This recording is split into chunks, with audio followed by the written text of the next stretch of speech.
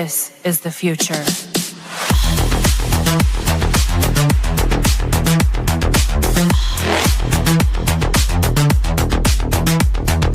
Evolution.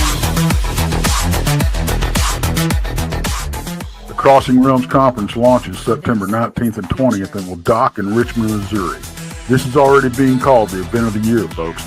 With an unprecedented list of speakers and special guests, 2 days of cryptids, UFOs, and paranormal presentations, along with a celebrity-filled ghost hunt, meet and greet, gallery reading, vendors, and a film screening.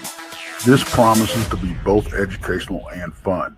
Go to Eventbrite.com to secure your tickets and vendor slots before they are all abducted.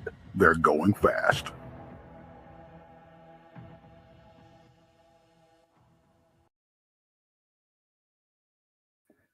Hello, everybody, and welcome to another show, Beyond BMR. Where is my background, everybody? Where is my background? It's got to be up here somewhere. There it is. Hello, everybody. BMR here. Of course, I'm your host. I'm joined by the lovely Krista from the Blinds and the Booze Paranormal Podcast. Please go check her out and subscribe. If you're new here, subscribe to Bigfoot Michigan Rob on YouTube. Texas Front Porch, the Blondes and the Booze, Paranormal Paul, Monica Rollins, Our Paranormal World, and I think I said Paranormal Paul. If not, and Donnie Cho says stuff. That's right, good old Donnie Cho. Thanks to everybody for coming on. And really briefly, before we get going, I did want to thank everybody out there for buying my books, found on Amazon. Bigfoot to Michigan Rob presents True Cryptid Encounters, Book 1. Book 2, simply type Bigfoot Michigan Rob in your Amazon browser. Please leave a review if you've bought it. It does help promote sales. It's all analytics these days, much like YouTube algorithms. You know, leave the like, give a like, leave a comment, this, that, and the other. So thank you ever so much. Also, you can become a BMR pirate. Arr, mateys, join today. Join the many, join the few, depending on your point of view. You get a good old picture of good old BMR sporting a bandana in the chat room. Also, the super chats are open, a great way to help support what we all do. And we also appreciate all the support we've been getting with our conference coming up, the 17th and 19th. And without further ado, I'm going to bring up the lovely Krista. Hello, Krista. Hey, happy Tuesday. Happy Tuesday indeed. Yeah. I was telling our guest, James Creachbaum, paranormal investigator of over 30 years. I've had a frantic day running back and forth. When I sat in this chair not 11 minutes ago, Wow. is when I finally sat down today. Wow. Good deal. I'm not complaining. It's good to be active. It's good to be busy. But boy, the time flies. The time certainly flies. And it's been a long day for me too. Yeah, you know. But I'm glad to be here and glad to see everybody in the chat room. Yep. And Mickey, tell Brandon that I said hello. Yes, and hello to everybody coming on in. T-Bone, Mickey G, Andres, BJ, Crystal J, Cowboy, Jason Finch, Wizard. It's Sabrina. It's Sabrina. There's a whole host of you already piling in. If I don't say hi to you, I don't mean I don't love you.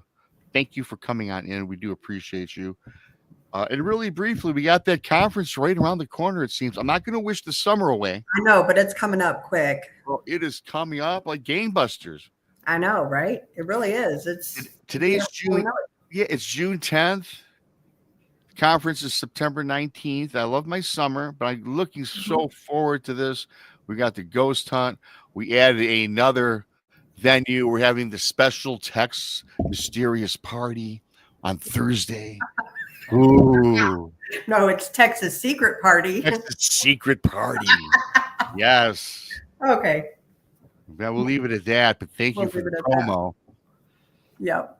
That's going to be a good time, though. I mean, all in all, we've got a lot of good speakers coming. We have a lot of good special guests coming. Yes, we do. It's going to be a great time. Just come and hang out, you know. It's going to be a lot of fun, and tonight's going to be a lot of fun. I met James over online several months ago. He's a fascinating person. with the experience in the paranormal as an investigator for 30 years, amongst other things. And he lives in Ohio.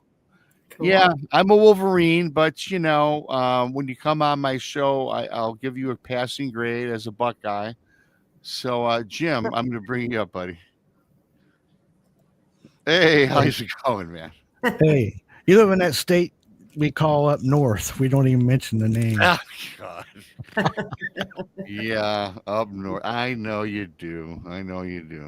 Anyway, But you know what? I'm just kidding with you. I'm not that yeah. staunch with my I love every state that we have. Been through about 38 of them, not the rest. Never been to Hawaii or Alaska for sure. That's on my bucket list.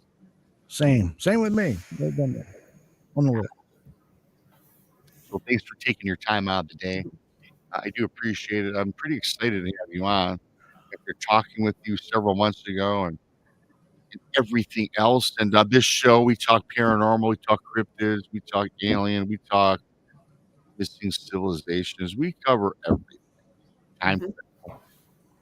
So more specifically with what you do, you started out as an investor. Well, I don't know what you started out as. How did you get involved in this weird paranormal field? Excuse me.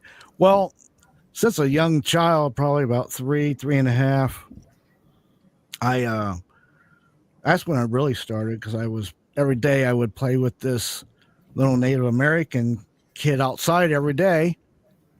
And, at 3.5, to me, he was just looked like another, neighborhood kid about my age. We'd play every day, I didn't know what spirits or ghosts were back then. I didn't even heard of them. So we'd play every day, and then my mom would say, "Hey, come on in and eat."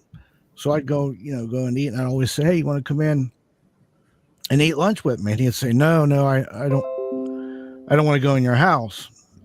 So anyway, this went on for months and months. Finally, one day I said, "How come you don't want to come in?" He says, "I'm scared of the angry old man in there." And he was right, because there was an angry old man in there, which, looking back, he was a spirit too. But I didn't, at 3.5, I don't even know what a spirit is, but I can say now that's what it was. But anyway, he was scared of me. That's why he wouldn't come in the house. So fast forward a little bit. One day I came home from the store with my dad. I bought this brand new Spider-Man comic. I went upstairs to show my mom. I was so excited. She said, "Be careful going down the steps," because I had these cowboy boots on. I said, "Yeah, I'll be all right." But at the top of the stairs was this angry old man, and he had this scowl on his face, and I had to get by him to get down the steps, right? So I scampered by him. As soon as I get by him, I feel two hands on my back. He give me a big old push down them steps, wooden steps. Oh, man. Yeah, I went flying head over heels down these steps. It was horrible, blood everywhere. It was. Oh my God. Yeah, it was rough. We moved shortly after that. Now I don't know. My parents are the older generation. They don't admit that stuff, but I'm pretty sure my mom had to see something, because, you know what I mean. But I'm glad we moved, because he was. I don't know. He just didn't like kids or something, but I can still feel him. I still have nightmares from that. That was a long time ago. Right? I'm telling you. But yeah, looking back, that was my first interaction with spirits, about 3.5, I guess, because they weren't imaginary. They looked very real to me, but and you could actually feel the physical hands. Yeah, I felt two hands just like this. Boom. Wow. And, I'm 3.5. I'm not very big. Sure. Listen, I launched out of there like a rocket down them steps. Yeah. That was horrible. That was bad. I still get nightmares from that. But yeah, thankfully we moved from there. Then fast forward a little bit, and I was still seeing spirits off and on. I tried to ignore that stuff, because it's hard enough being a teenager as it is, Sure. Especially back in my day, it's not something. Hey, I'm seeing spirits now and again. This is something you didn't share, And so I tried to put it on the back burner. I mean, I had some incidents, like one time I see more shadow people than anything in my lifetime for some reason. And I've had 2 dates go south real fast because of the paranormal, to say the least. Now, One wait of a them minute. You had a ghostly encounter or a paranormal encounter while on a date? twice, 2 different times. Yes. Oh. And let me tell you something. The dates went south like real fast once the paranormal got involved. the first time, Sorry for laughing, but I laugh now, but back then it wasn't funny. Believe me. right. Yeah, first time I was like, I don't know, probably I want to say a sophomore or junior in high school, and there was this really rich, really good looking lady. And finally she says, "Yeah, I'll go out with you, but don't tell nobody." I was like, "I don't care. I ain't gonna say that." I don't care. I got no pride. So anyway, I pick her up. I got my '70s Chevelle. Everything's good. And we're, back them days we drank and we drove. Just soda, just soda. But anyway, so they got these oil well roads in the middle of nowhere, and I mean middle of nowhere in Bigfoot country, really. So pull down these oil well roads. Now these oil well roads are dirt roads that are just wide enough for one car. When you get to the end of them, there's a little loop you can loop and come back out because they made it like that so when the trucks come in, they can get back out. Mm-hmm. But there's one way in, one way out, right? So we go back there, and it's way off the road. You don't have to worry about nobody bothering you. So we're sitting there, and she says, "Oh, I got to go to the bathroom." I said, "Well, right there in front of you, there's far as you can see is a bathroom." So she's out in front of my car. She's, squatted down there. And I'm looking out, and I'm like, "What is that?" And I'm like, here comes these 3 shadow people from right to left. Kid you not. They're maybe 40 yards or 40 feet or whatever in front of me. Right on the road. They come out on the road. There's 3 of them, about 3 different staggered different sizes. They stop right in the middle of the road. And this is what they did, all 3 of them. They went like this. You can see like the shape of their heads turning and looking right at us. And I was like, no. I'm saying to myself, oh my God, don't let her see these. Don't. Please, I'm praying to God to not let her see what's in front of her in open space. Right? Sure enough, she looks up and sees them. She come flying up out of her britches, gets in the car, and she is freaking out. She's like, "Let's get out of here right now." And she's all upset and mad. Now, here's the catch-22. The south date's already going south, right? Yes. Yeah, it's already. We wasn't there 5 minutes when this already wrecked. Now, in order to get out of this place, I got to drive through these 3 shadow people. Drive through them. Okay. Yeah. So that's what I did. I had no choice. You couldn't go around them anywhere. So I drove through. And when I went through them, the car, you could feel that like it went cold roll instantly. And wow. I was just hoping they didn't stay in the car, which they did. And we was out there. But yeah, she never talked to me after that or anything. The date went south real quick, and that was the first time paranormal ruined one of my dates. I could say. Wow.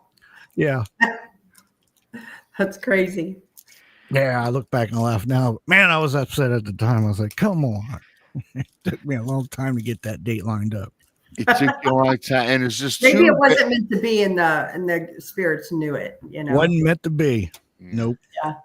Yeah. Because you never know. It could have been a girl interested in the paranormal. Then all of a sudden, who knows where you'd be today? You could be married and have a investigational team with your wife when you saw, shadow people. Oh, that was something else. That was horrible. What? Now, the other date I had that went south, fast forward many years. Yeah. This was about 2003, I think, something like that. And I was separated from my then wife. And this neighbor lady who lived up the street from me, I was living in Dayton, Ohio at the time. She knew what I did, and she says, "Hey, there's this place here in Dayton. I want to take you out on a date too." And I said, "Oh, okay, great. All right, a date." And she goes, "Yeah, it's a paranormal. She's going to take me on a date and paranormal at the same time. That's a win-win, right?" I was like, "Oh, great." It's this place, you can look it up. You can Google it. It's called Witch's Castle or Frankenstein Castle, either one, 2 names. We always call it Frankenstein Castle, but it's there in Dayton. And it's this old round, like, pillar made out of stone. I don't know how old it is. I don't even know what the history is on it, but it's ancient. It's kind of outside of town in the country. So we get there just about when the sun's going down. So it's almost dark. We get out, and I'm all excited. This place looks spooky, and the ambiance is great. I'm on a date, and we're doing the paranormal, and I walk up to this building, and you ever see that movie Poltergeist when that voice real guttural says "Get out" real loud? That's what we heard in a disembodied voice. Get out, oh come on, yeah, I can't, real guttural. It said I can't even do it. It was like get out, get out.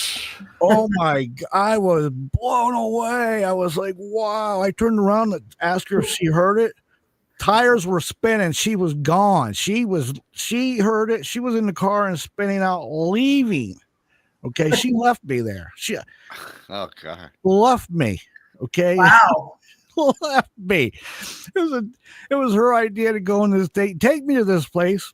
And the odds of hearing disembodied voice, maybe I've only heard maybe 6 or 7 in my whole lifetime, but Right. that one was the loudest and the scariest of all time. I mean, And then your date left you. Wow. she didn't say the tires were spinning on the pea gravel. She was gone, and I had to walk home from that place. That was horrible. Oh no. Yeah. That's There was awful. did you ever follow up? Ever a return phone call or anything? No, she only lived up the street. There's another one, literally ghosted me. Oh. Hey, I want to circle back just really quickly to the first Mhm. fallen date. When you went through these shadow people, when you went through them, did they dissipate or just kind of roll around the vehicle? And were they like really tall and humanoid shape and whatnot? They were all like black. I think they were human spirits. Just who knows? Because the land here, there's so much bloodshed on battles between Native Americans and Gotcha. settlers and Native Americans and whatever for hundreds of years. So I think that's what they were. But they were different sizes. Like if you had to guess, I don't know, a mother, father, and a child. That's what it looked Okay. like. Mhm. But an older child, not real small. Like they were offset, but not big difference. And once I went through them, I looked in the mirror. I didn't see him in the mirror once I went through them, but Okay. that's what, and you couldn't see no detail. It was just definitely, you could see the shape of people, Okay. but yeah, it was freaky. And of course, your other date just flat left you. I could not imagine taking a date though on a paranormal investigation. I know, she asked, I was all excited. I'd never heard of the place. I hadn't been there that long living there. I was like, yeah, okay, this is great. Wow, lady asked me on a date and she's taking me to a paranormal place. That's a win-win, right? No, that was bad. And she never talked to me after that. Nothing. I was like, what is going on here? Well, it was all your fault. Yeah, it was my fault. And the nerve to just leave me there. That was the thing that really. Yes. Mhm. How do you leave somebody there? How do you Right. do that? Right. That's probably why she never talked to me again. She probably felt like, oh, I Yeah. left this guy there. How can I face him again? I would be like, how do you leave me? Yeah, I mean that's. I actually left somebody one time, but it wasn't because of ghosts. It was because of alcohol being involved. Yeah, that'll do it. Yeah. Yeah, well, those have happened many a time, I'm sure. Yep. For people in general. Yeah. Yep. I know it's all happened to me. I really quickly, I wasn't really on a date, but I tell you, I went with a couple of women in the state of Michigan, and we went to a haunted asylum that was being condemned. Mhm. Now, these women loved it. They were into it and invited me, and we saw some weird things in the underground tunnels. And yeah, we didn't run and we didn't leave. We just thought it was like the strangest and coolest thing. And so that worked out good. Now, the one girl I've now known for now 20 years, so it worked out well for me. Unfortunately, James, not so much for you, but mine wasn't a date. So Yeah. That's 2 times in my life that the paranormal ruined my date, my sex life for sure. Definitely. oh yeah. Yeah. My social life, as you could say. Yeah. Your social life, yes, and so that was the onset of everything. And then I guess as you get further on with these strange encounters, you ended up becoming an investigator. And I understand that one of your main objectives when you were doing this was to help out people that came across paranormal activity that they couldn't get rid of, right? Yeah, because I was seeing spirits off and on. I tried to put it on the back burner. It was quite obvious that this is going to come to a head someday. Either deal with it or going to be in trouble, right?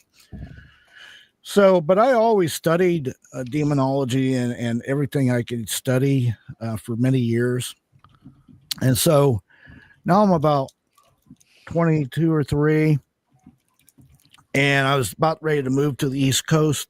But there was like a 2-week period in between me moving. So me and my cousin was working together. So he said, hey, just, instead of, trying to get an apartment or a hotel room for 2 weeks, just stay with me and my aunt. I said, that'd be great. So I was going to live with them for 2 weeks. So, and me and my cousin worked the same place. We were at the scrapyard. So, but anyway, we'd get home and his mom had OCD. As soon as you got home, man, she'd do your clothes and all nice. And she's just one of those that was real busy. And we had this big bedroom. He slept on one end, I was on the other. It was hardwood floors. And of course, his mom, she'd wash her clothes every day and she'd put them all nice and folded on the little table beside my bed and his on his. And I'd wake up every morning and my clothes would be on the floor, clear across the room by the door. And I'm thinking my cousin's doing this, right? I'm like, why do you keep putting my clothes clear across the room on the floor? Stop doing that. He swore up and down he wasn't doing it, So this is about 4 days of this. I've been there, and then it hit me like, I'm like, oh no. I knew it right away. There was another spirit of an old man in this house, right?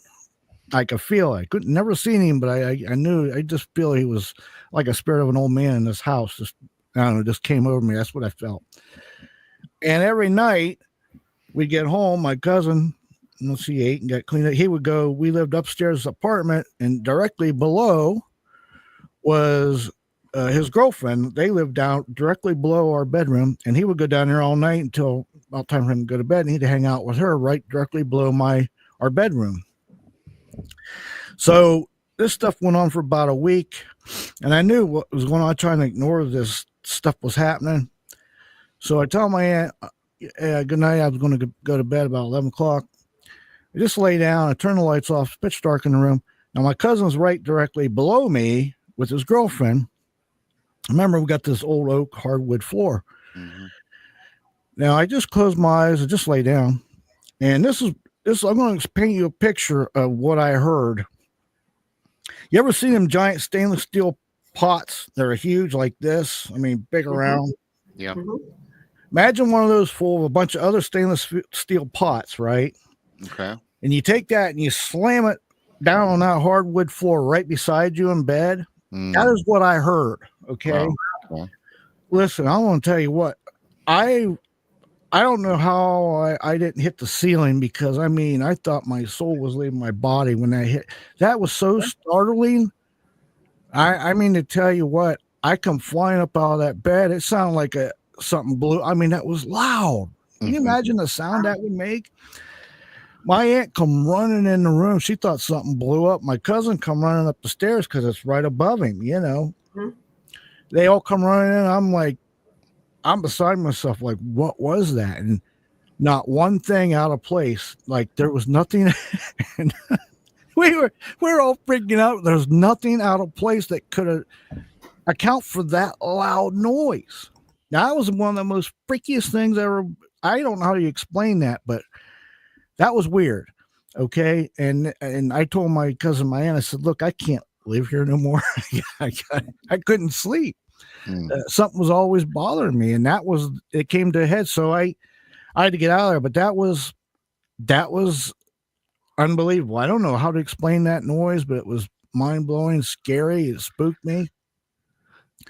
Got out of there. So I just studied, in East Coast. I continue to, keep studying on this stuff. And listen, the East Coast is rich with a lot of haunted places. I would go and I'd work during the day and the weekends. I'd go to these, haunted places.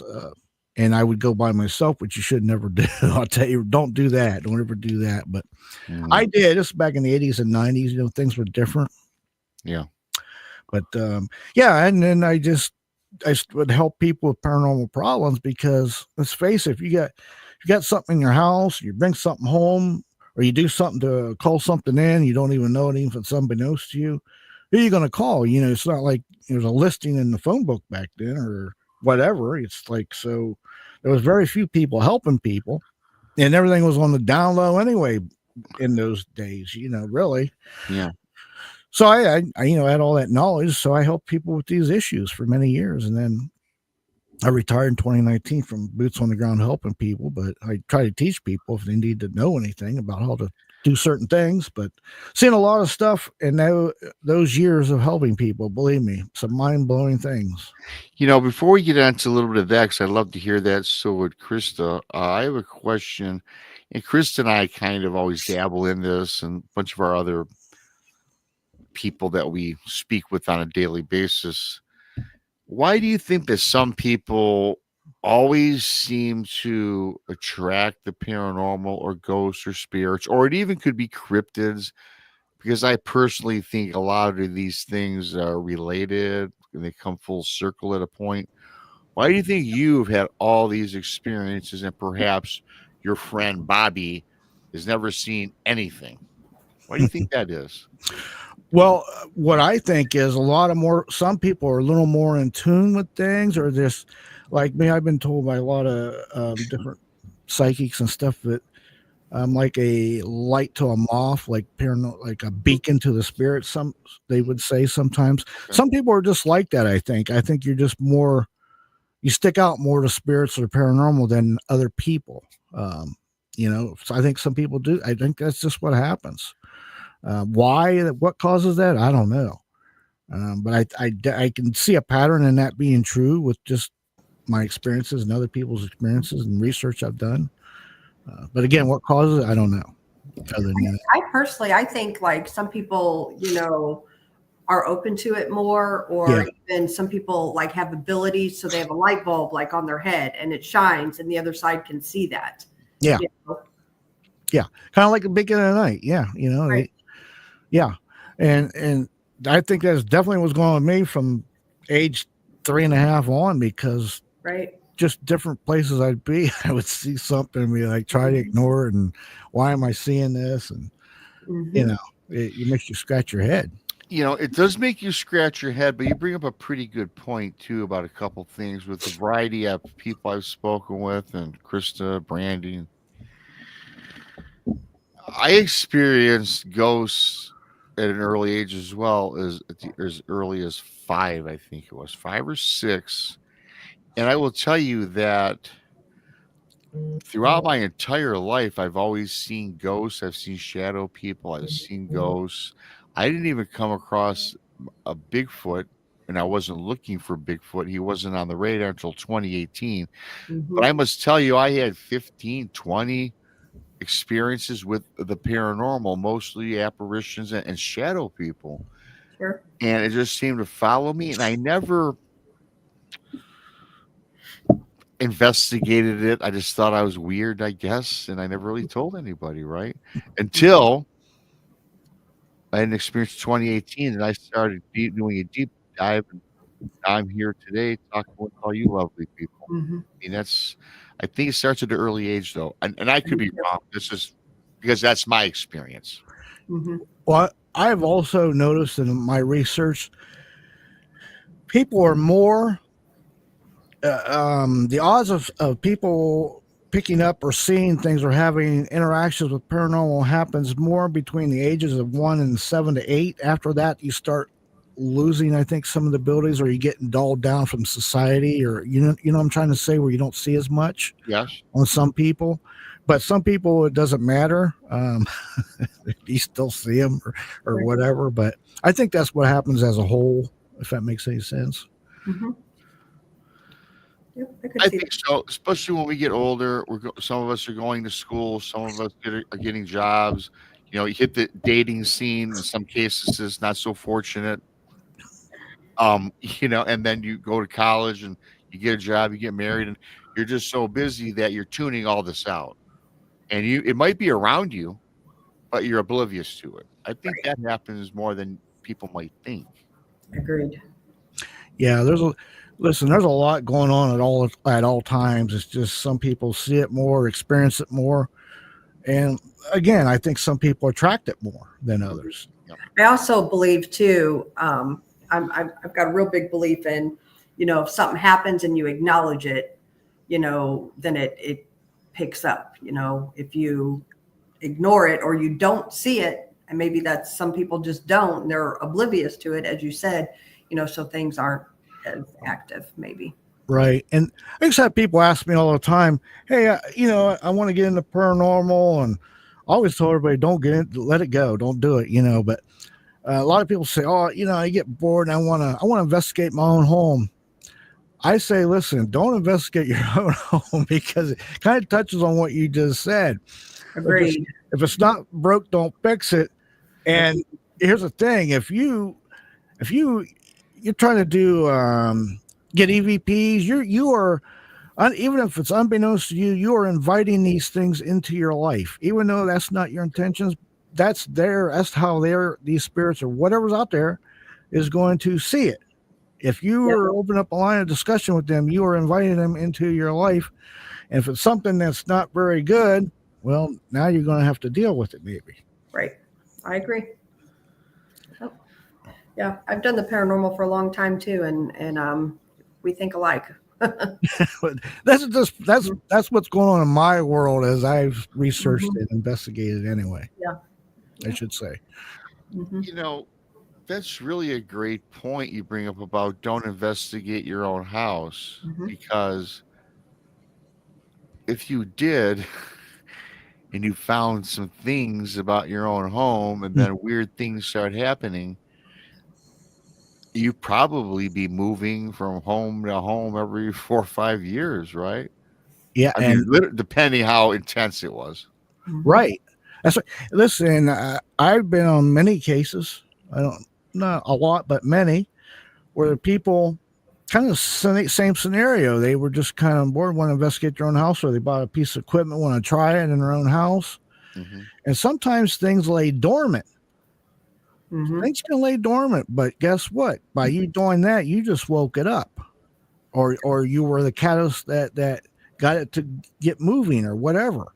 That's not good either. Nope. Remember, Rob, and people in chat, you all have heard me talk about my very first demonic case I participated in was the guy whose 2 sons passed away, and he started doing EVPs in his house to communicate with them. There you go. Perfect. Yeah, that's what he said. Right. And again, I had many cases I've been on where the reason why I've seen a lot of stuff too was I was kind of like a specialist somebody would bring in, or I would help different teams. They'd already know there's already something there. But anyway, a lot of times somebody would be playing a certain board game. Okay. And this again invites things into your life. A certain board game. I like that. Yeah. Granted, it can be all about intentions, or people might want to say, oh, it's just the effect of the brain. Listen, you can say all that you want. I've seen things that was responsible for it. Things you can't explain happen after that. A lot of people did it. They think, perfect example. This one lady I knew, her grandmother died. She's very upset. She thought she's going to play this game and talk to her grandmother because she misses her. What happened? You got low energy entities on the other side just waiting for somebody to, crack the door open a little bit and say something. And they come rushing out. They're always going to lie to you, tell you what you want to hear. Oh, yeah, this is your grandma. And it might be something, an old hairy spiked-headed something that's just waiting to pounce on you. They're going to lie and then, get you where you drop your guard and lull you in. And then they've got you. They take over and they make your life miserable. They mess with your pets, your animals, your family, your dog, your job, everything. Yep. What are some of the things in your investigations and helping others? What have been some of the cases that were most rewarding for you? Like, as an example, did you come across a case where a family or individuals were really being tormented by something and you were able to help them extract whatever it was? There was a few of those. Actually, the last 3 I did, I kept trying to retire, and it's hard to say no to people. But I did many over the years, but the last 3 were really something else. Like the one I went to was a family of 8 people, and they were all living and sleeping in one room. That's how bad it was. One room in this giant house. So I went there with the team. They said, "Look, can you help us?" We went there. They had a couple of what they call spirit portals open. Come to find out, did a lot of research, and you got to ask a lot of hard questions. And the one daughter there was messing with a board game and doing some witchcraft that she didn't know anything about, and she didn't know anything about them. She was just doing them, and willy nilly. And next thing you know, their life was off the charts, just horrible. Took, I don't know, about 15 hours to evict all the bad stuff there. And at the end, it was so strange. At the end, it was so dark in the house. And when it was all over, a curtain rack like fell and all this sunlight come shining in. And it was like a ray. It was like an act of God. Literally just come shining in.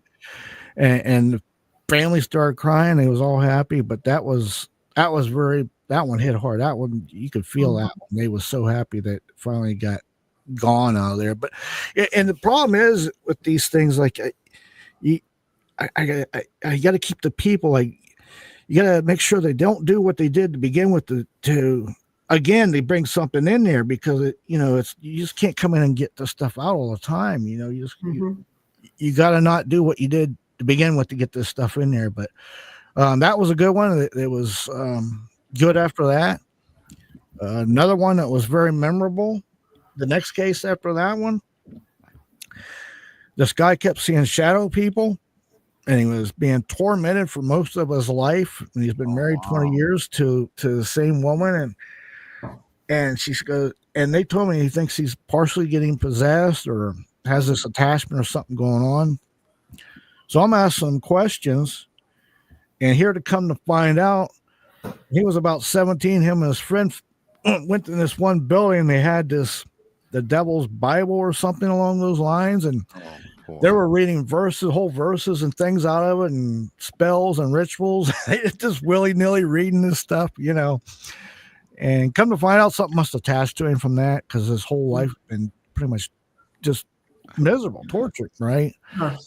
So I told his wife, I said, when he goes into the kitchen, I'm going to do a little test. Nobody will know about it but me and you. We'll see what happens. So I had a St. Benedict medallion I put right underneath his cushion on the couch where he was sitting. I want to see how long he'd sit on, if he could even sit on it. That's a good measuring stick for me to see what was going on. So anyway, he comes back in. He's standing. He goes to sit down, but he stops, stands back. He did that about 4 times. Now he's standing there for 15, 20 minutes. He never sits back down. He goes to sit down, and for some reason he'll stand back up and keep on talking. It was weird. And she's looking at me like, what is going on? He never did sit down, right? But yeah, come to find out, he had an attachment. We filmed all that. We got the attachment off of him.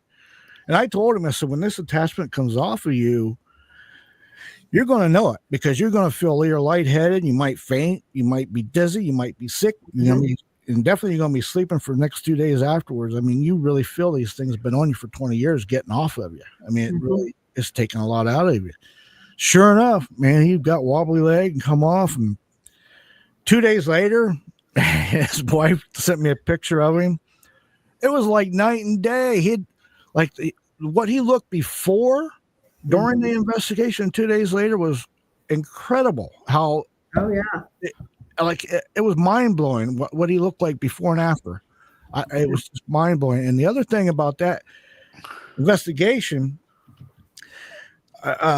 we had a REM pod in his bedroom, and there was a closet there. And I'm thinking, we did some testing, and I think, man, there's probably a spirit portal or something going on there in that closet. So we set the REM pod there, and I told the team, I said, I'm going to go in there by myself and see what's going on.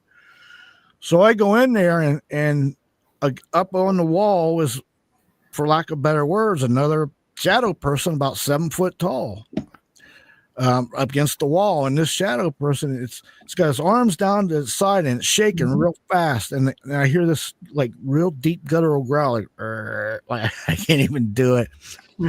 And we got the EVPs going. And then REM pod I thought was going to explode. It was just going crazy. I come out of there. I said, there's definitely something in that bedroom. I'd seen like a big, tall shadow person on the wall. We got all that fixed up and everything gone out of there. And the freaky part, about a year later, the wife sends me a picture on Messenger, and she says, look at this picture and see what you. I looked at this picture, and there was a 7 foot, look just like this shadow person, like body wise, shaped, tall, skinny. I said, oh my goodness, that could pass for what I seen, I'm in a shadow form in the bedroom. She said that was his friend that were both reading out of this Bible, and he had died about a year or so beforehand. I said, I bet that was him that was in there. That was it. We had a lot going on in that house, but we got it all gone and done, and everything is good to this day still. But that was 2 back to back. That was just there's a lot more to that, believe me, but that was a lot. Wow.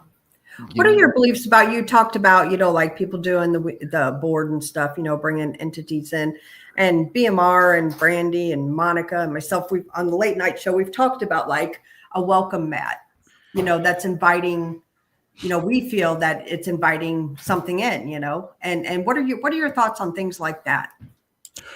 Well, listen, even using a spirit box, anytime you are opening up a line of communications, no matter what you're using, a spirit box or a Ouija board or just talking out in the open air to spirit, you are opening up a line of communication. You are inviting something into your life. Even if that's not the way you see it, that's the way they're going to see it. Sure. So you got to be careful what you do and what you say and when you say it and who you say it to, honestly. Absolutely. Like when I first met Chris about 3 years ago, 4 years, I guess. I don't know. Geez, Chris, it's been a while.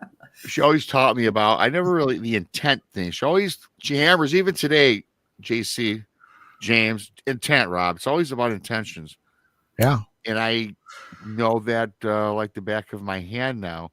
But now you're also saying, though, inadvertently, you could bring something in and not have the intention, but the way you speak or communicate opens it up. Just the action of you using a spirit box or a Ouija board or just talking to the spirits in the open, just that action alone invites them into your life. Even though that's not the way you see it, that is exactly what is happening. That's the way they're going to see it. Okay. So then they might be in your life, and then, something might not be very nice. Right. I agree. I think it's a good point, and I'm so fascinated because you've mentioned at least twice already during the show about shadow people. What is the difference? People talk shadow people, entities, ghosts, apparitions. There's so many different terms. Is there a difference between a shadow person and maybe a ghost or a spirit, do you think? Well, in my world, I'm going to say in my world, okay, because people going to have different views, but in my world, in my investigations and my research and everything I've done, there's 3 types of shadow people. You've got the ones that are human spirits. They're just in a shadow form. Why they're like that, I don't know. You've got interdimensional beings. And then you've got what I call real evil incarnate.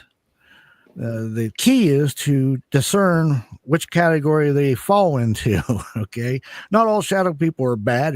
Some of them are just spirits. Like most of the ones I've seen are probably spirits. Right? I think they're spirits, but that's what I think they are. And then, sometimes I've seen a few ghosts before. Sometimes they look real solid. Most of the time you can see through them. Sometimes we're the shadow people. What causes those different forms? I don't know. That's $1 million question, Yeah. I'm going to bring this up only because you're on the show, and I'm going to take this opportunity. I'm not going to be long with this, as I think Chris already knows. My biggest, I saw shadow people in my mid-20s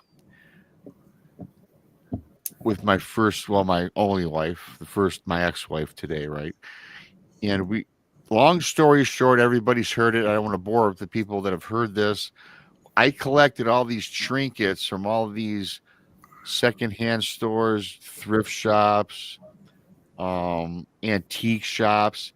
We collected all these things and collected them, put them in a box, store them in the garage. And in our marital home, we built a room. We didn't build, we had a room that we weren't using that we put everything back in there. We put them all in curio cabinets. And then finally, after about 18 months, James, we pull them out because our room is set up. We start putting all these cool, and they were weird things. I mean, I'm not getting into what they were, but they were just weird. Old stagecoaches, a ghostly figure, a witch on a broom. I mean, just a little goblin looking thing. They were just weird. Okay. Yep.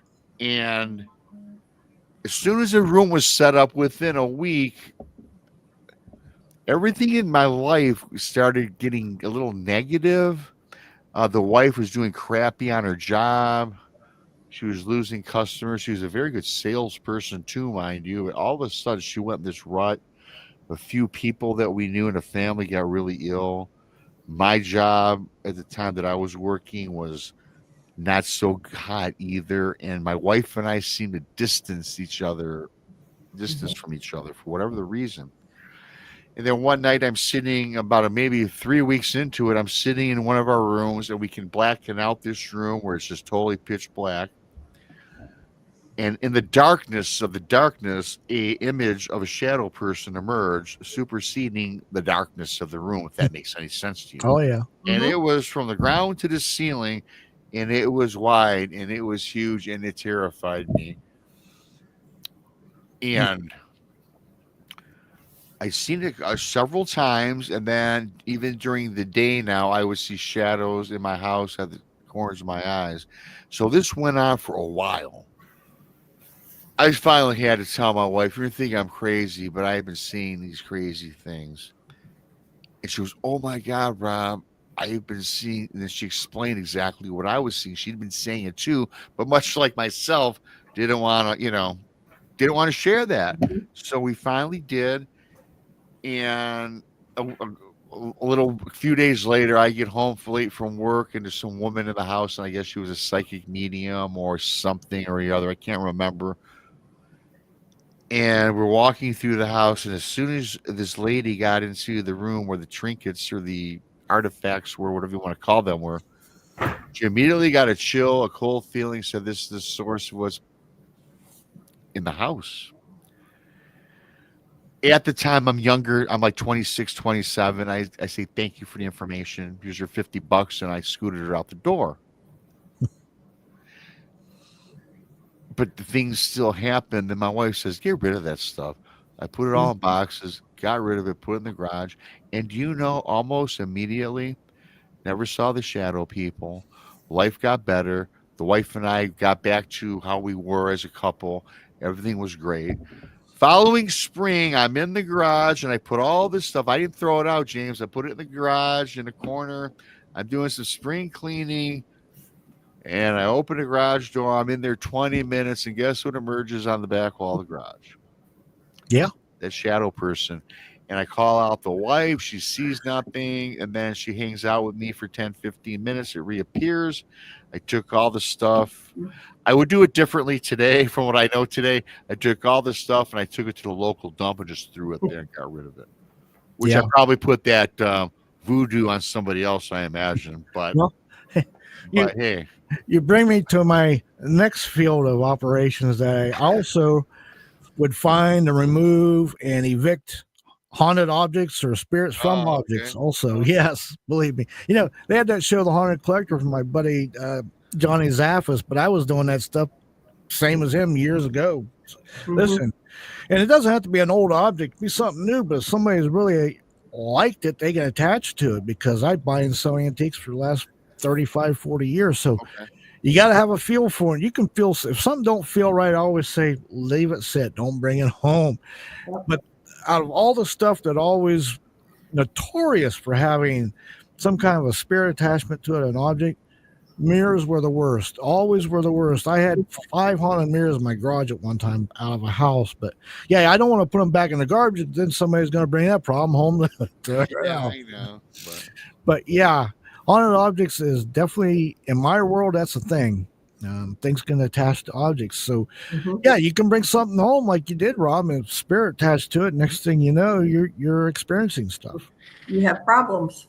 And the thing I did want to ask you, because I never really got involved too much with this, I don't think it was had ill intentions.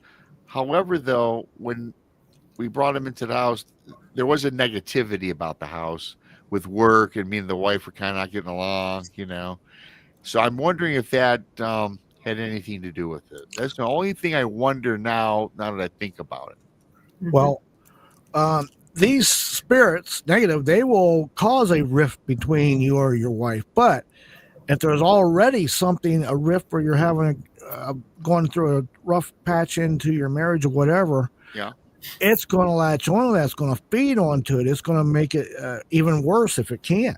Okay. If that makes sense. Any sense? No, it makes a lot of sense. Yeah. And I've seen it happen to many families over the years. And again, in my research and cases I've been on, and just, if it's a one of or something, that's something. But when you're dealing with dozens and dozens over the years, there's something to it. Have you had any issues with anything following you home? Yeah.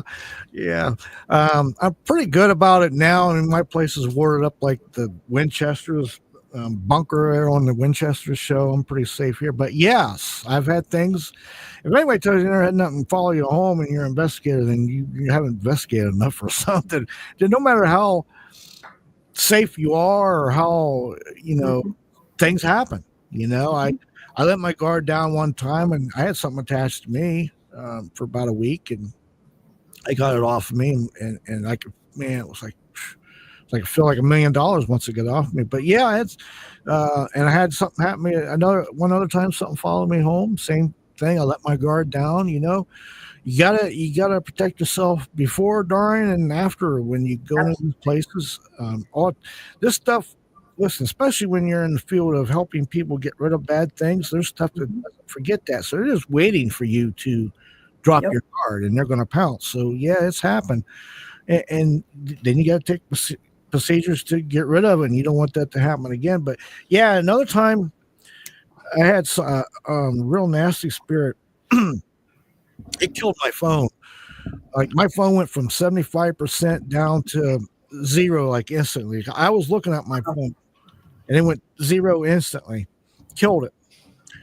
And so I got home and the phone wasn't working, cell phone, right? So later that night from this investigation, I'm laying in bed and my bathroom faucet turns on by itself. Now this one of them faucets got this knob you got to push up, like you got to really whale it to turn it on, to turn the water on. There's no way it could come on accidentally by itself. Right. And it's coming on full bore, and I was like, "Oh hell no, this is not happening." So I had to evict stuff from my own homes that followed me home. But again, let my guard down, and just about 3 times. So yes, it's happened. Yeah. How is it that you go about removing something from yourself like that? Well, it depends how long it's on there. I have a little procedure I do. I've dislodged spirits from people. It works every time.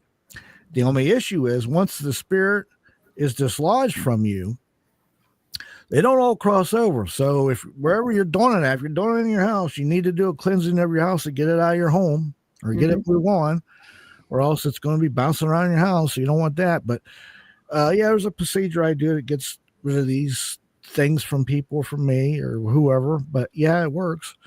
I had a psychic medium teach it to me when I had my first thing. It happened to me, and I've used it since, and that was years ago. But yeah, it works. Okay.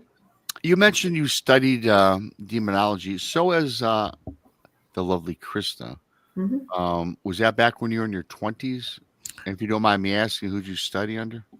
I studied by myself. I had all the big books. I still got a bunch of the books right here, and I got Hans Holzer and Steiger and a bunch of the other demonology books. But I got a whole library across here. You can't even see paranormal books. But yeah, I studied probably, Yeah, I was in my probably mid-20s, early mid-20s, around there, mid-80s on. I studied all that stuff, and then really it came into fruition. I really needed it into probably the early to mid-90s. I would use it periodically.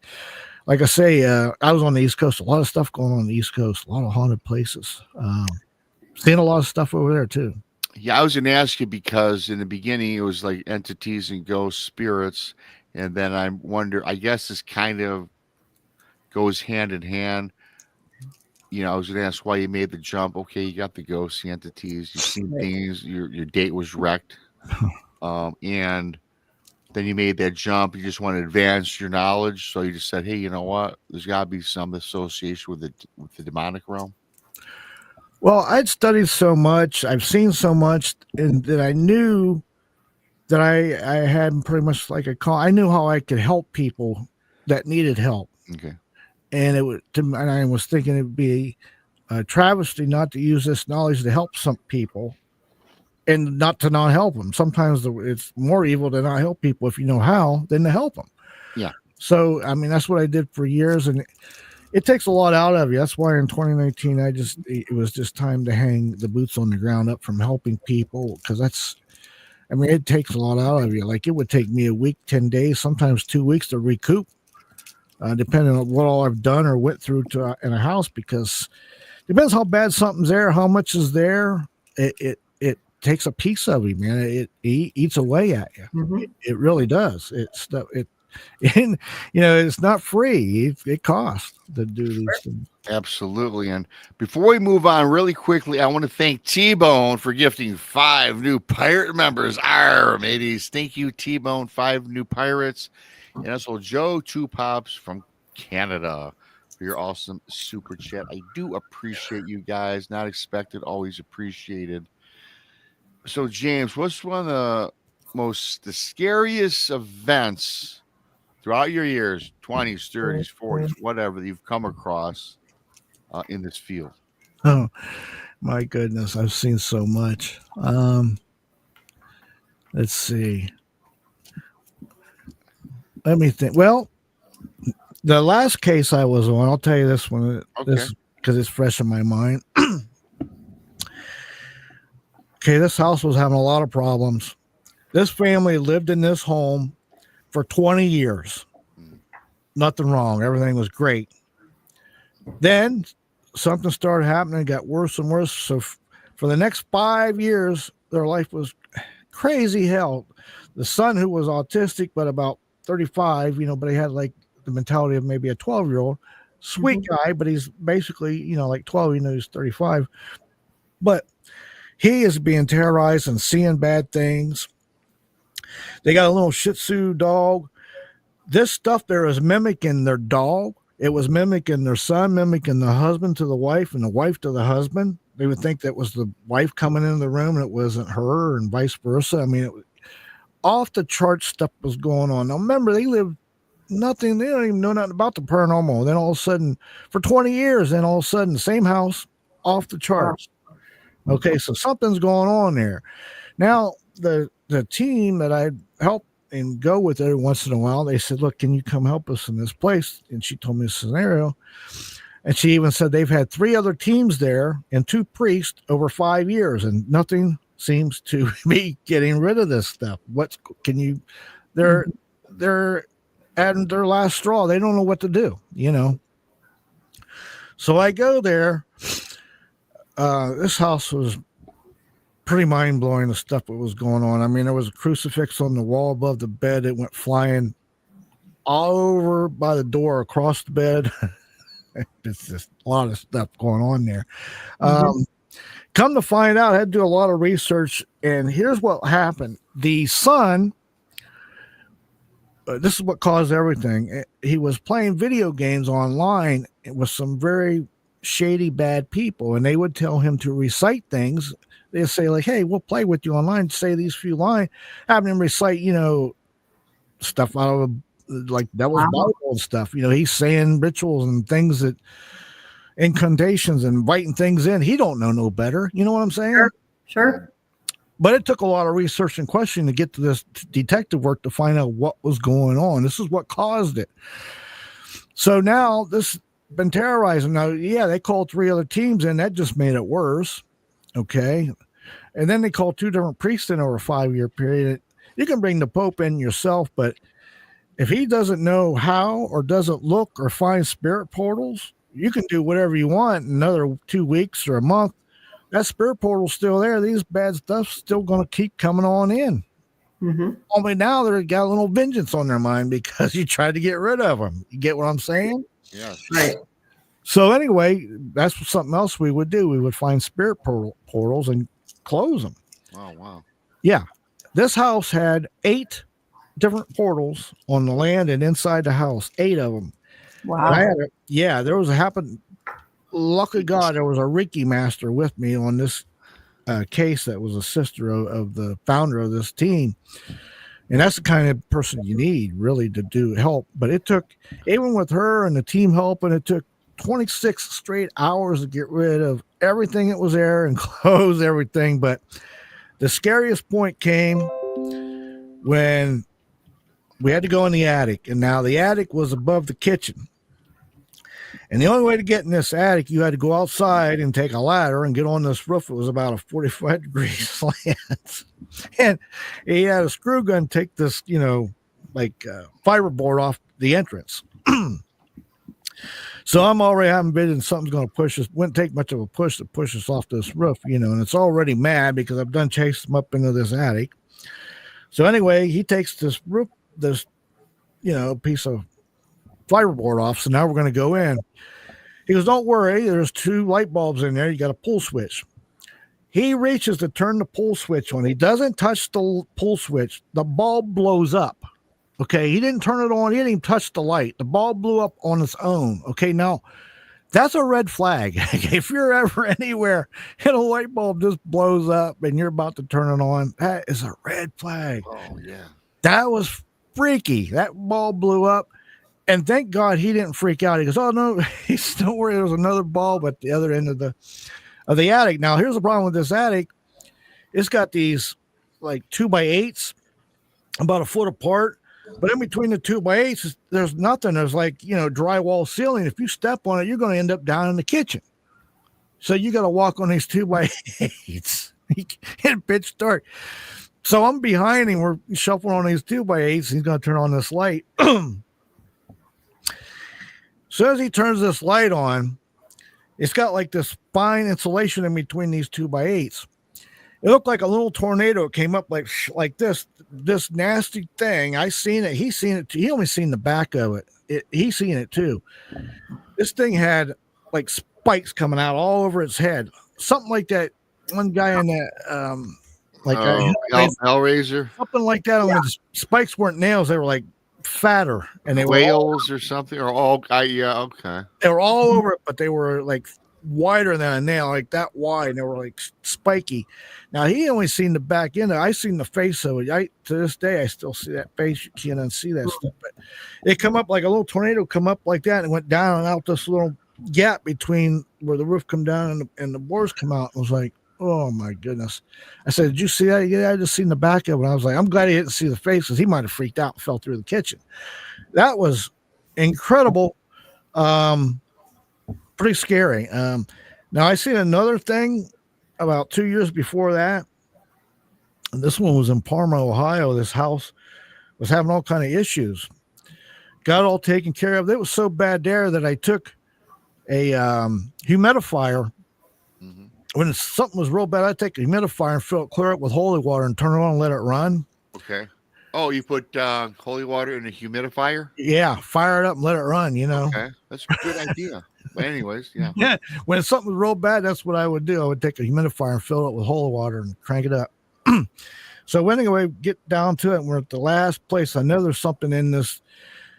Her daughter's got this big walk-in closet, but over to the right is another one of those 3x3 entrances. Got it like a wooden little panel over it, And the wife's taking me in there, and that's where I got to go. I knew something's in that crawl space.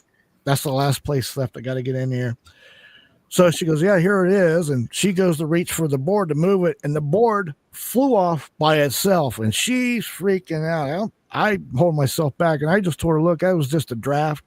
That's the only time I really ever lied to a client, because she was already feeding this negative stuff. She Sure. was going crazy. So I just told her it was just a draft, but it wasn't a draft. That was whatever was in there was being nasty. And we're inside a closet of a closet. There was no draft. You know what I mean? So anyway, so now I'm in there on all fours, crawling, doing what I do to get rid of these things. And I'm looking straight ahead. And it's pretty kind of dark, but I can feel something just beaming at you. You ever feel something just like giving you the eye of death? And it's like right here. Like, Oh yeah. arm distance away. And I'm like, Oh boy. I'm saying a prayer. I'm like, man, I'm going to look. I'm going to look. So I turn my head. As soon as I turn my head, the best way to describe what I saw was, if you ever see the movie Jeepers Creepers, that's the face I saw. Yeah, sure is. I think these things can get in your in my world, in my opinion, I think these things can get in your brain and use what's scary to you against you. And I think that's what it was doing, because when I turned and looked, that Jeepers Creepers face is nasty, ugly, horrible looking. I still see that face to this day. Okay. As soon as I seen that face, it like a big gush of air bum rushed me and almost knocked me off, and it scared out, but that was pretty scary when I turned. Look, I still see that nasty face to this day. Wow. Yeah. That was bad. That is bad. And did you have a follow-up question at all, Krista? Or anything? No, I've just been listening. Yeah, no, great show. Thanks, James Creachbaum, coming on in. Paranormal investigator over 30 years. He's a Buckeye, but that's okay. That's all right. Yeah. You know what? I do have a question. Yes, for go you. ahead. I'd like JC's take on this. So, always in the paranormal world, there's always controversy. You know that.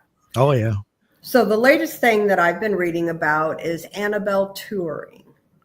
Yeah. And she's been here and she's been there. And what are your thoughts about it? Do you believe it's the real Annabelle that is touring, or if it is, what do you think about that? Like, kids, whatever, coming up to see it. What are your thoughts on that? Well, I know them people you're talking about, but yeah, my opinion is, and I like Johnny and all them people, but the last place you want to do, it's like almost contradictory. You got like a room or a basement or a museum full of haunted nest. The worst of the worst is in there in one spot. So to expose people to it, it's not something I would do. I'm not saying it's wrong. I'm saying it's definitely wrong for me to do something like that. I would feel right about doing it. I don't judge nobody if that's what they want to do, but no, I would not do it. I wouldn't want to expose somebody to something, because listen, right. Accidents happen. I've seen the weirdest, freakiest stuff happen in my lifetime. You'd never think it would happen. It can happen. Believe me. Who's to say you got this thing on display or tour, a windstorm comes up or something freaky, or some other nasty paranormal thing knocks it over and it breaks, and somebody picks it up and touches it, and next thing you know, their life might be a little wanky. It just opens. You're exposing possible dangers. So if you can eliminate those possible dangers, why do it? That's my opinion on it. Well, mine too. But then a part of me is thinking, well, maybe it's not really the real Annabelle that they have on tour. That could be. Because I couldn't live with myself if something would happen to someone, because I decided to go make money off of this. I get it. Yeah, maybe it's not the real one. That could be. Now I do know it was been a hoax recently where they said it disappeared or somebody got it. That never happened. But things do happen. I mean, there's a lot of bad people out there. There's a lot of people out there would probably try to steal it and do bad things with it. People are. Not everybody's got good intentions. Right. Dale Vasquez makes up a good point. It's kind of like idol worship. I mean, it is almost like we are worship, not us, but society with what's going on. It's a good point. I didn't look at it that way. That's kind of like a worshiping of an idol, eh? Yeah, me, I personally, I got rid of all a bunch of haunted objects the proper way, which Mhm. that can be hard to do. But if you're going to take on the opportunity, the job of getting rid of them, then you need to do it the right way. You don't put them out in the garbage for somebody else to bring home, or Right. I didn't even listen. I was learning about having 5 haunted mirrors in my garage at one time, but I had to find a proper place to get rid of them, which I did. But yeah, it's hard. But no, I wouldn't expose. It's just wrong for me to do it. Again, I'm not saying it's Yeah. wrong to do it, but I'm with you on that. Yeah. Yeah, I am too. I agree. And Mhm. I've got to talk about something. I was kind of saving this towards, this time in the show since it's a little later at night. I'm going to preface this by saying, James and everybody that knows me, I believe in God. Therefore, I do believe in the devil. Not that I believe in the devil. He exists because I believe God exists. I've been brought up Catholic. Just will believe it at that. And Christian knows this. People that follow me know this. The Exorcist movies, way back from Linda Blair to the current ones, Emily Rose, all these. I watch them. I'm into it, but I have to watch them at like 1 o'clock in the afternoon with all the lights on, all the windows open, let all the sun come in. Because if I do it at night, I won't be able to sleep. I toss, I turn because I believe these things exist in life. With that well, being said, correct me if I'm wrong, but you have been involved with some exorcisms in your career, have you not? I have, yes. Um, anytime you are anytime you do a house cleansing or cleanse an object of a spirit, or even that's a form of exorcism. Anytime you are dislodging spirits from something, that you're exorcising it from something. And when you say exercise, you're not talking about putting somebody on a treadmill or a spirit. You're talking about Right. Mhm. evicting it. But yes, um, yeah, I've did on a few people. I something I don't like to do. Because there's a lot involved to it. I only did a handful because it's just something that there's a lot involved. People could die from this stuff. It's no joke. I did one a long time ago. I knew the person well. They were only like 19, and the two other brothers, and they lived down the street from me, and they knew what I did and stuff. They said, "Hey, there's something wrong with our sibling. Something's not right." Uh, you know, they're talking in languages they don't know, and they're foaming at the mouth and growling and cussing and a lot of weird stuff. And I was like, well, it's okay. So I went down and checked. This was the case to revert back to about the person playing with the Ouija board, thinking it was the grandmother. Okay. What had happened? We didn't know all that. I had to do a lot of research on the fly real quick, but here to come to find it, they were using the Ouija board by themselves, playing by themselves. And whatever this nasty thing was, got in and on them. And it wasn't for very long, thank goodness. But even at that, when I went into the house, it was like this person was a rabid animal. Oh, wow. I could still see them. They were up on the couch, growling and barking and foaming. The house was tore up. I mean, it was tore up. So the other two brothers, we got the person in a chair, got kind of like duct taping down a little bit, which sounds horrible, but I mean, this was rough, man. Anyway, long story short, it took us about 5.5 hours. We finally got this thing evicted from them. Mm-hmm. It took everything we had as all three of us to get this thing off of their sibling there, and it took that long. It finally left. Got rid of the Ouija board the right way. Now it's funny because they're all young adults, but they're all living at home. But their parents were away at the time. They were I don't know, they were at a casino or something for the night. So we had to clean up the house. I remember we cleaned up the house. The person we got this thing off of, of course, they were like drained totally out of it. They were asleep. They're going to sleep for a day or two, So I remember the parents came home and was like, wow, you guys cleaned the house and everything. We was like, oh, you guys deserve it. We didn't say a word about what would happen. They had no clue, but that's a perfect example of gotta watch what you're doing and when you do. But that's what happened, and I don't know. It was something really nasty, just by them playing the Ouija board by themselves. Those That's things can be trouble. Yeah, that's what happened there. Again, they thought they were talking to their grandmother, and this thing was not their grandmother by no means.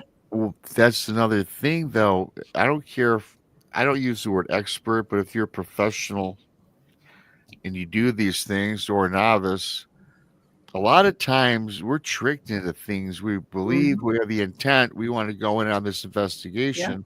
And some of these entities, some maybe they're malevolent or not, they know what's you're thinking and they can change the narrative. Even too, JC mentioned, the Ouija board, but honestly, it's even like, even if you use a ghost box, well, then you got your grandma coming through here. That doesn't mean that's your grandma. It can sound like your grandma, but that doesn't mean that's grandma, guys. That's right. They try whatever way, the negative, to get to you.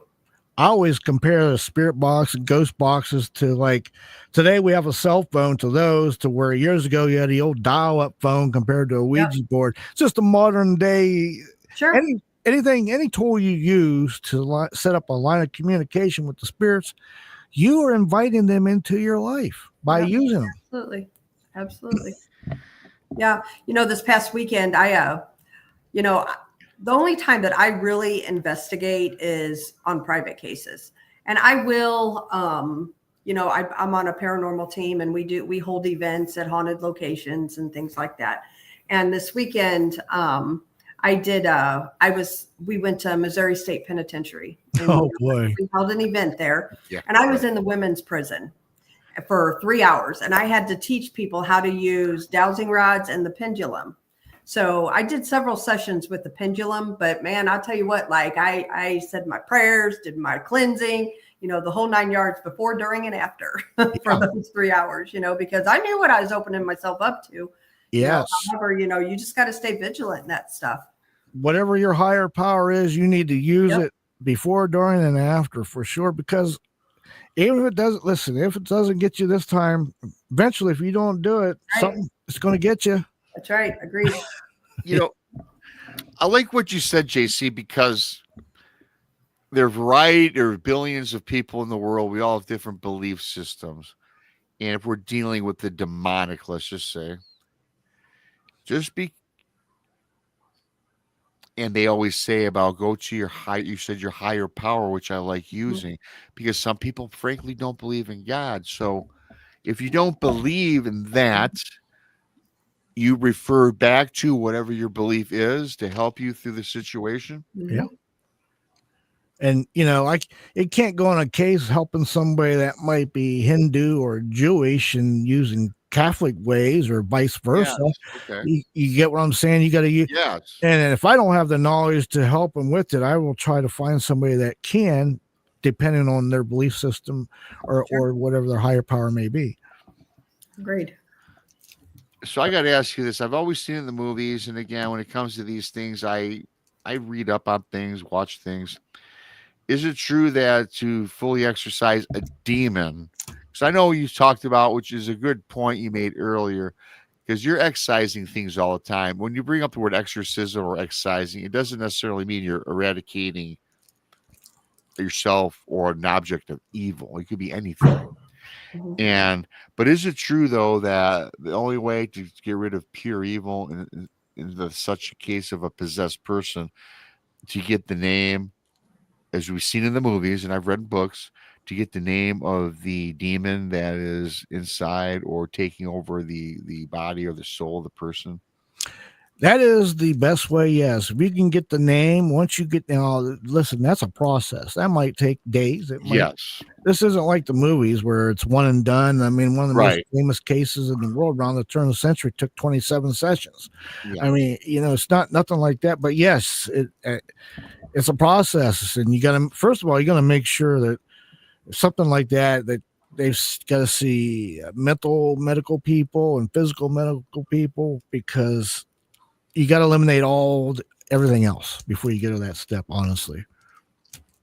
unless you're doing something like I did on the Pronto, which was that one to fly that one time. But doing an exorcism on the fly, that's oh boy, Oh. you're going on an investigation. Oh, by the way, yeah, this person's foaming at the mouth and talking in tongues.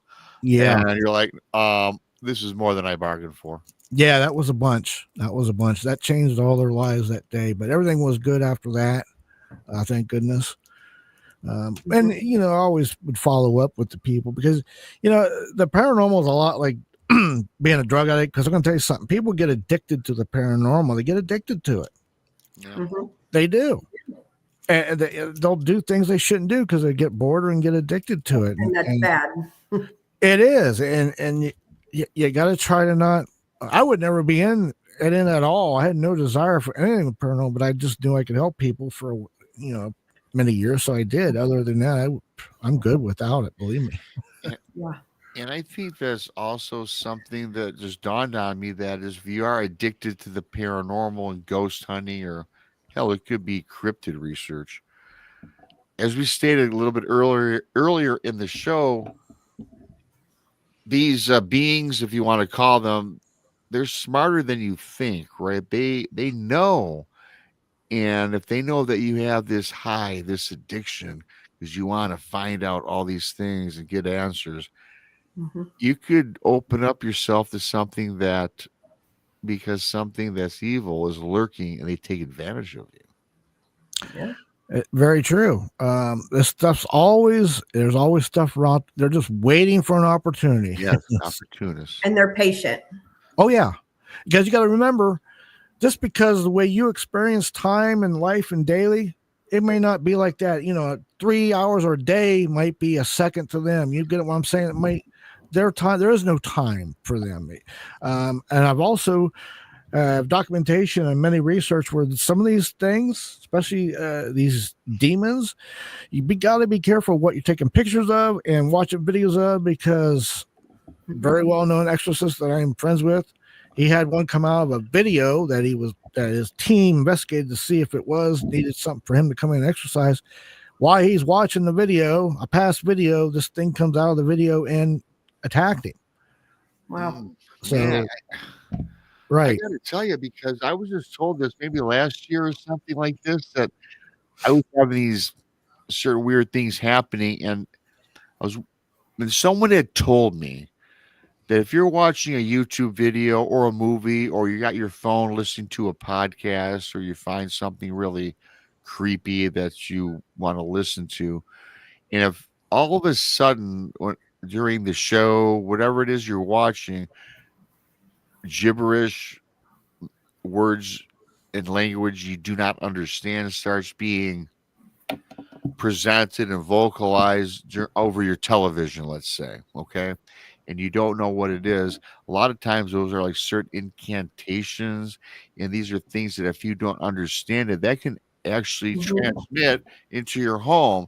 Now, I thought that was like full of bunk, but I've talked to several people, Krista included, of course, that actually can happen. And I was told you should mute that, especially if you are like all of us, and we kind of dive into these subjects because we're more open to it, because we expose ourselves 5 days a week, damn near. Do you agree with that statement? Oh yeah, I can see that. Believe me, I can see that happening. Listen, I have people all the time say, "Hey, I got something real bad here in this picture, videos. I don't want to see it. I already know. I don't need to be proved. I've seen so much. I don't need to open myself up to something coming out. Even if they can't do it, the possibility thereof. If I shut that window, it can't happen. No, it's the same as bringing something on tour. I can't. If it's not on tour, somebody can't touch it or steal it or break it or whatever." Right. Yep. Well, we're getting up to the 90 minutes, and it's blown by faster than you can imagine. Is there any final story you'd like to share before we move on? Because I tell you what, the people in the chat love you. A lot of great comments. I think there might be some questions we might have started. I don't know. But is there anything you want to share that for our audience, or do you want to go with the questions, Krista? I don't know if we have any. There was a couple, I do believe. Well,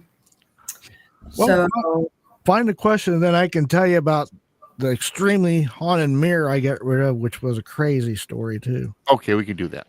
Yeah, we can do that. You Go ahead. want to tell that now? We can go ahead and do Yeah. that. Okay. So, this was like May of 2018. My assistant at the time says, "Hey, we both knew this person. This guy, he lived in this place for, I don't know, 15 years. And he'd always have his grandson come over who was like 6, 7 years old for the weekends for 2, 3 straight years, you know. And all of a sudden, he would start waking up and crying in the middle of the night saying there's some kind of ugly zombie person or something trying to, scaring me and stuff. Now, he don't know about ghosts and spirits. He's just, he's just winging it.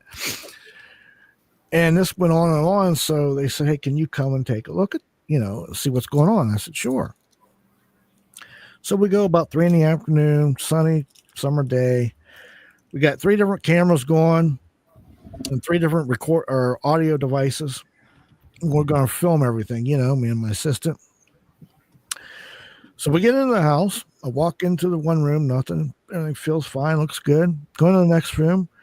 I walk up through the room, and back behind me against this back wall is another, like a stairwell. It goes up, but I don't see it because my back's to it when I walk through. When I walk through the room and I stop, and again, it was like something like a tractor beam hit me. I was like, I could feel it. Like I could feel this. It was so palpable.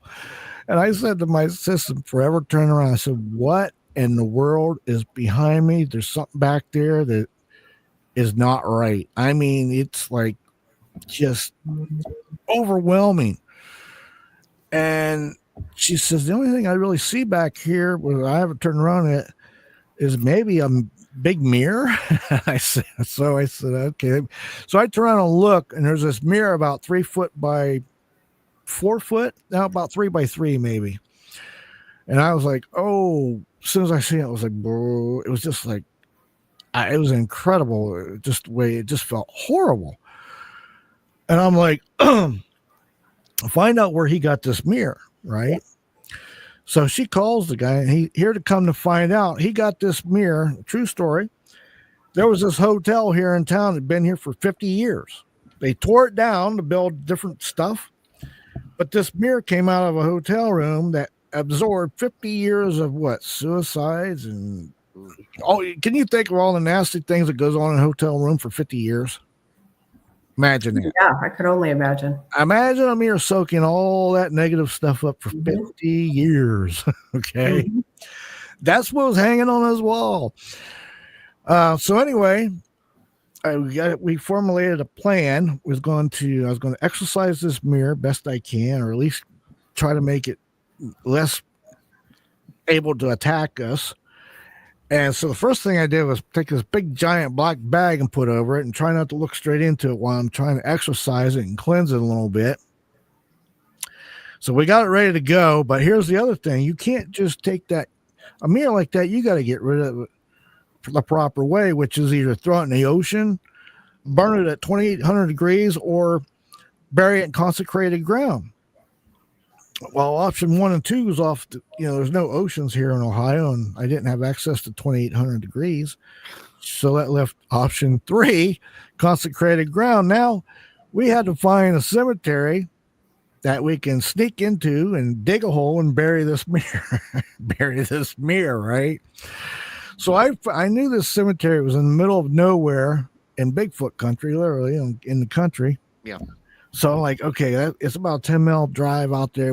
That's the only chance. Now, by this time, it is dark out. We've been there a while, cleansing the whole house and all this other stuff too. So we got the mirror wrapped up.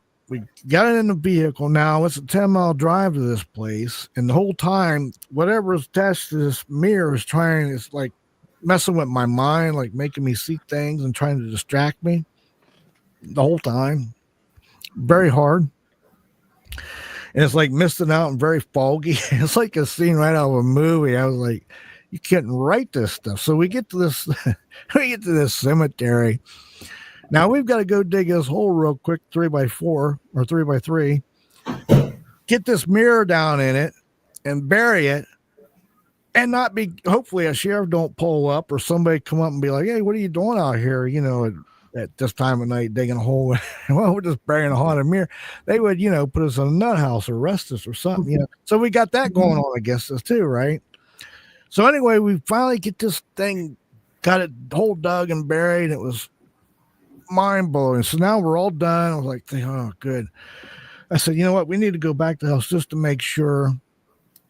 We get back to the house where that mirror was, for lack of a better word, it looked like blood dripping down the wall where that mirror was. I don't know what it was. It was not there when we left the house. Nobody had been in the house since we left, but it looked like blood dripping down the wall. It was the freakiest thing I ever seen. Wow. Now, and here's the other thing. We tried to film and record with 6 different devices, 3 recording and 3 cameras. Nothing would work. Matter of fact, whatever was there, it ruined my watch too. It stopped working, killed it. So we couldn't record or nothing. Nothing would work there. Whatever was there killed it all. But that was freaky. That was the haunted mirror. Wow. Crazy. I heard mirrors are also open gateway. They're like a portal. Well, not all, obviously, right? Generally speaking, service portals, a gateway to some other realm. You know, they are freaky.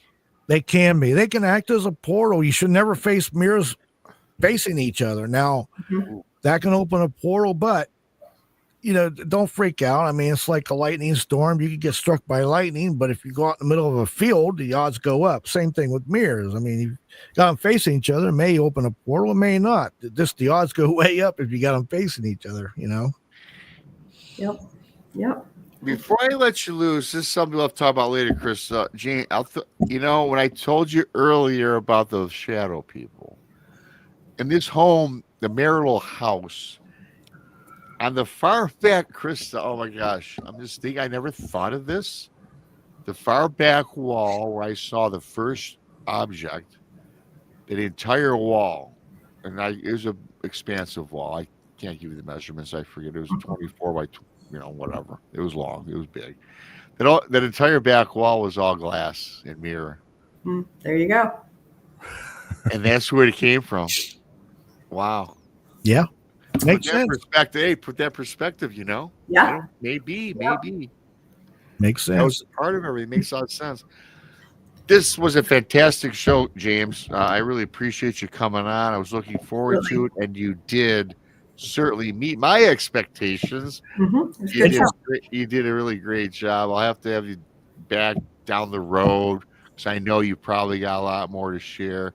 Oh, that was like the tip of the tip. That was the tip of the iceberg. I'm sure that my buddy Krista will be getting a hold of you too. That's what she does. And it's okay. I love her.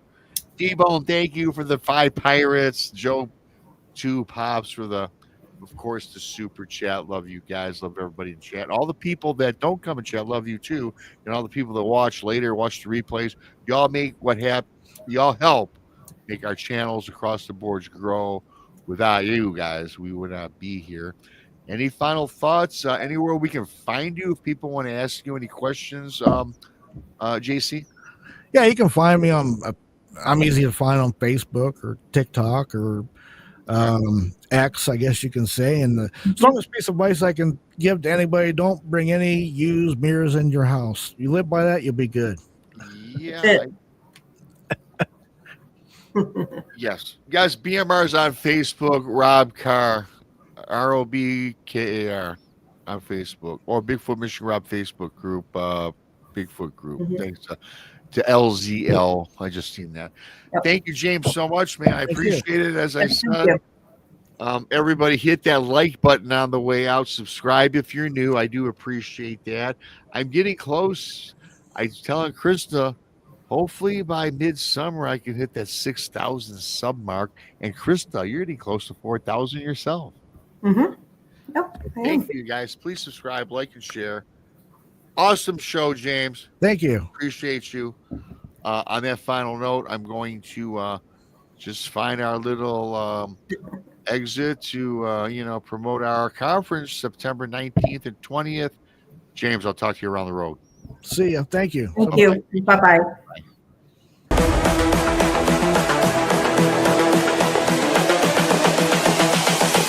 This is the future.